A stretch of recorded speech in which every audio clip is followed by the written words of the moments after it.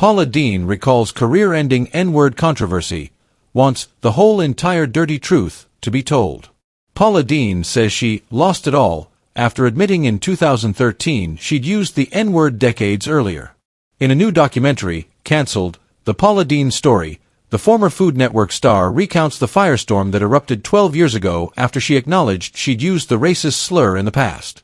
In a tense interview with The Hollywood Reporter on her press tour, Paula confessed the aftermath of the revelation and the implication that she was racist ate at my gut every day. The admission she had used the slur came during a deposition in a lawsuit brought by Lisa Jackson, an employee at a restaurant owned by Paula and her brother Earl Hires, aka Bubba, for racial and sexual discrimination. Paula, now 78, recalls that during a deposition for the case, she was asked if she'd ever used the N-word.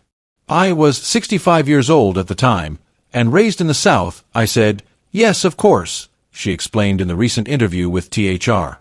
But she insisted she hadn't used the slur since she was a teenager, except for once when she recounted an anecdote to her then-husband about how a black man had allegedly robbed a bank where she worked in the 1980s. She said the admission was taken completely out of context. I would have been fine had the whole story been told, had the real story been told, Paula claimed, before accusing Jackson, who is white, of being a known liar. They took her word and ran with it, and no one ever investigated any further, she added. The repercussions came fast and furiously. Within 24 hours of the charges becoming public, she said Walmart and Target canceled deals they had with her. The Food Network immediately announced it was not renewing her contract, and all 3 of her shows were pulled off the air.